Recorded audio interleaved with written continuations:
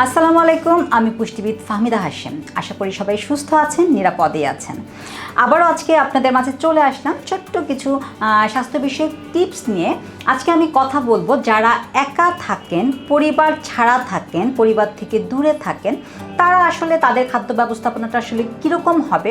কারণ দেখা যায় যে আমরা কাজের প্রয়োজনে, স্টাডির প্রয়োজনে, বিভিন্ন প্রয়োজনে কিন্তু পরিবার থেকে দূরে থাকতে হয়, একা থাকতে হচ্ছে। কেউ মেসে থাকছেন, কেউ স্টুডেন্ট যারা আছেন অনেকে হলে থাকছেন।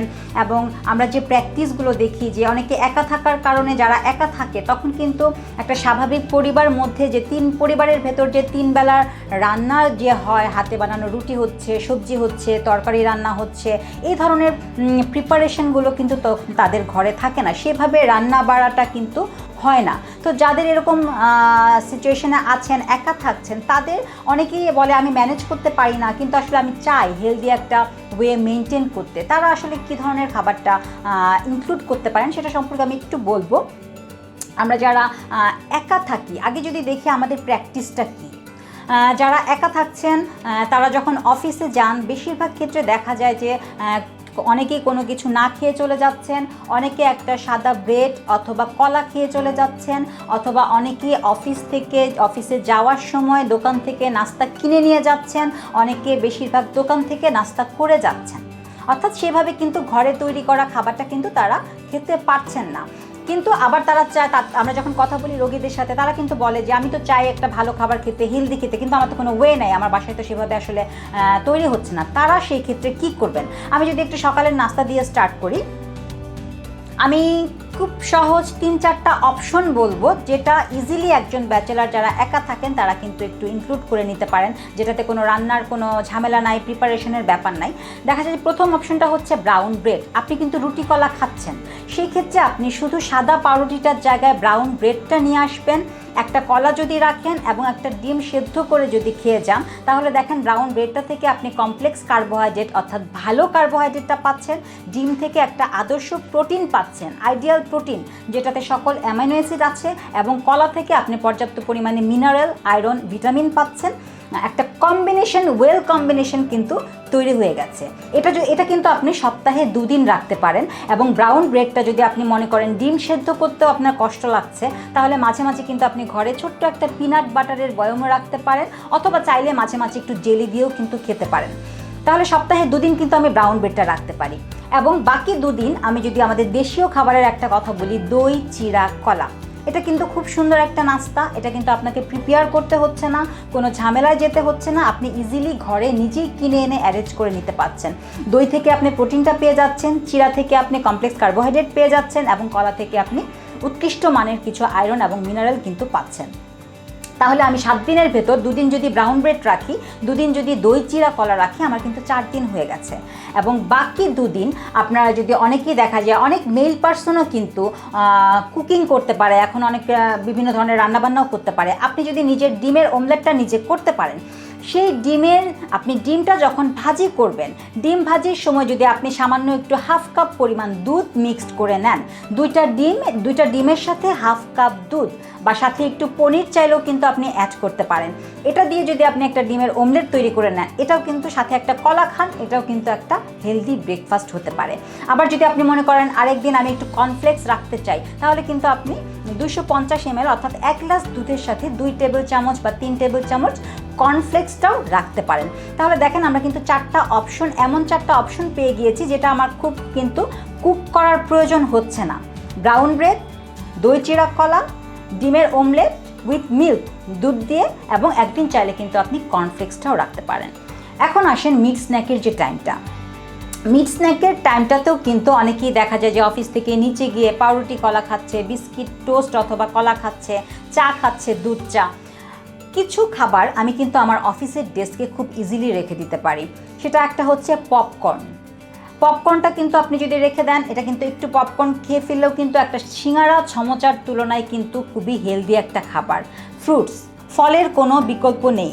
মিড স্ন্যাক হিসেবে অবশ্যই ফলকে প্রাধান্য দিতে হবে। এই সময় যে সিজনে যে ফল থাকবে, যেমন এখন খুব সুন্দর পেয়ারা পাওয়া যাচ্ছে, আপনি যদি মিডিয়াম সাইজের একটা পেয়ারা খান আপনার মিড স্ন্যাক কিন্তু হয়ে যাচ্ছে। তাহলে আপনি ফ্রুটস, যে কোনো একটা ফ্রুটস আপনার পছন্দ মতো রাখতে পারেন, পপকর্ন রাখতে পারেন, গ্রানোলা বার রাখতে পারেন, 2টা খেজুরও কিন্তু মুখে দিতে পারেন, অথবা কোনো, আমি বলবো যে কোনো বেকারি আইটেমের কোনো বিস্কিট না খেয়ে আপনারা যদি ক্র্যাকার টাইপের বিস্কিটটাকে প্রায়োরিটি দেন সেটাও কিন্তু আপনার হেলথের জন্য ভালো।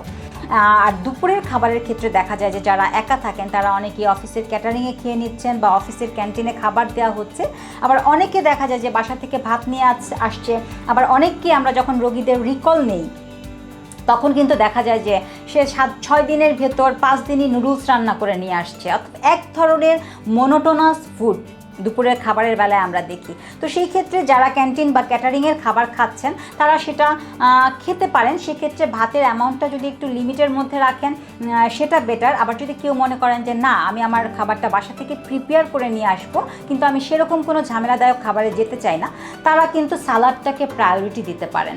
সেক্ষেত্রে কিন্তু বিভিন্ন ধরনের সালাদ, একটা হচ্ছে ছোলার সালাদ, অর্থাৎ কিছু ছোলা যদি আপনি সেদ্ধ করে ফ্রিজে কালেক্ট করে প্রিজার্ভ করে রাখেন, আপনি জাস্ট সালাদটা কাটবেন, ছোলাটা মিক্সড করে সেটার সাথে একটু লেবু টেবু সালাদ বেশি করে দিয়ে সেটা কিন্তু ইজিলি আপনার দুপুরের লাঞ্চের একটা ভালো সোর্স হতে পারে। এবং আপনি পাস্তা বা নুডলস সালাদ, একই রকম নুডলস প্রতিদিন লাঞ্চে না নিয়ে সেটাকে আপনি পাস্তা সালাদ হিসেবে সেটাকে কনভার্ট করে ফেলেন, অর্থাৎ পাস্তা সালাদ তখন সেটাকেই বলতে পারবেন যখন সালাদের 3 ভাগের 1 ভাগ পাস্তা থাকবে এবং 2 ভাগ কিন্তু আপনার সালাদ থাকবে। আপনি পাস্তা সালাদ নিতে পারেন, আপনি এগ সালাদ নিতে পারেন, ছোলার সালাদ নিতে পারেন। অনেকেই বলে যে আপা সকালে তো একটা ডিম খেয়েছি, তাহলে কি আমি দুপুরের লাঞ্চেও ডিম নিতে পারবো?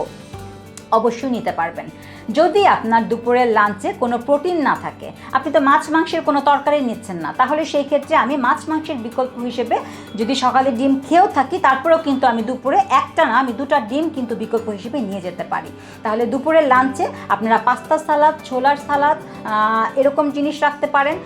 অথবা যদি কেউ মনে করেন যে আমি আরেকটু ভালো কিছু প্রিপেয়ার করে নিয়ে আসতে চাই, তাহলে কিন্তু চাউমিন, নুডলস, ভাতটাকেও আমি বলবো যে ফ্রাইড রাইসের মতো করে খুব অল্প সামান্য তেল দিয়ে, এছাড়াও আপনারা ফ্রাইড রাইসের মতো করে বেশিরভাগ ভেজিটেবল দিয়ে, অর্থাৎ যেটাই আপনি নেন না কেন কার্বোহাইড্রেটের পরিমাণ থাকবে 1 পোর্শন এবং সালাদের পরিমাণটা থাকবে 2 পোর্শন। এটা কিন্তু আপনারা লাঞ্চে নিয়ে যেতে পারেন। এবং সন্ধ্যার খাবার যেটা ম্যাক্সিমাম অফিস ওয়ার্কার যারা দেখা যায় যে তারা যখন ব্যাক করে, যেহেতু বাসায় যে অনেক রান্নাবান্না করার ঝামেলা প্রসাদ করতে চায় না, তখন কিন্তু তারা বাসায় ফেরার পথে কোনো একটা কিছু খেয়ে যায়। সেটা একটা ফাস্টফুড হতে পারে, সেটা নান, দেখা যাচ্ছে অনেকে গ্রিল খাচ্ছে, নান খাচ্ছে, পরোটা খাচ্ছে, এরকম এই ধরনের অনেক খাবার কিন্তু একবারে খেয়ে ফেলে আর রাতে গিয়ে কিছু খায় না। সেক্ষেত্রে যদি বাইরের খাবার খেতেও হয় আপনারা ফ্রিকোয়েন্সিটা একটু খেয়াল রাখবেন যে আমার যদি 6 দিন অফিস থাকে, আমি 6 দিনের ভেতর সর্বোচ্চ 2 দিন বাইরের খাবার খাবো এবং বাকি যে 4 দিন থাকবে সেই 4 দিন আমি প্রপারলি মেনটেন একটা হেলদি খাবার মেনটেন করব। সেই হেলদি খাবারটা কি হতে পারে? সন্ধ্যায় ব্যাক করে আপনি মিষ্টি আলু, পাকা পেঁপে এবং মুড়ি খুব সহজ একটা খাবার, সবাই ঘরে রাখতে পারেন। সেই মুড়ির সাথে যদি আপনি টমেটো শসা দিয়ে সেই মুড়িটা মাখান, সাথে একটু বাদাম অ্যাড করে দেন, এরকম 1.5 থেকে 2 কাপ মুড়ি মাখা খেতে পারেন, মিষ্টি আলু সিদ্ধ করে খেতে পারেন, পাকা পেঁপে খেতে পারেন। এবং যদি মনে করেন যে বাসায় আমার ব্লেন্ডার আছে, 1 গ্লাস দুধের সাথে একটু খেজুর অথবা একটু গুড়, একটা কলা দিয়ে একটা মিল্ক শেক তৈরি করে কিন্তু খেতে পারেন। তাই বাইরের যাবার খাবার যদি খেতেও হয় ফ্রিকোয়েন্সিটা আপনারা একটু মেনটেন করবেন। 6 দিনের ভেতর আমি সর্বোচ্চ 2 দিন বাইরের খাবার খাবো এবং বাকি 4 দিন আমি হেলদি ওয়েটা মেনটেন করব। আর রাতের খাবারে যদি কেউ মনে করেন যে আমি একা থাকি, আমি রান্নার ঝামেলা যেতে চাচ্ছি না বা আমি খাবারের জন্য নিচে নামবো, আমার ইচ্ছে করছে না, সেই ক্ষেত্রে কিন্তু আপনারা সকালে যে ব্রাউন ব্রেডটা খেয়েছেন সেটাও কিন্তু 2 পিস রাখতে পারেন, অথবা দই চিরা কলা সেটাও কিন্তু ঘুরিয়ে রাতের খাবারও আপনারা সাইক্লিং মেনু হিসেবে রাখতে পারেন। তবে যারা একা থাকেন 1 গ্লাস হলুদ দুধ, টারমারিক মিল্কের কথা আমরা যেটা বলি, সেটা কিন্তু প্রিপেয়ার করা কোনো ঝামেলা না, জাস্ট আপনি গরম করার সময় 1 চামচ হলুদ মিক্স করে দিবেন। এই হলুদ দুধটা কিন্তু সবসময় ঘুমাতে যাওয়ার 30 মিনিট আগে অবশ্যই রাখতে হবে। তো এই জিনিসগুলো যারা একা থাকেন তারা যদি একটু অল্প অল্প করে সারাদিনের খাবারের তালিকায় ইনক্লুড করে নিয়ে ফেলতে পারেন, তাহলে আমার মনে হয় যে আপনাদের জন্য অনেক ইজি হয়ে যাবে। আশা করি আজকের টিপসগুলো কাজে লাগবে। সে পর্যন্ত সুস্থ থাকুন, নিরাপদে থাকুন। আল্লাহ হাফেজ।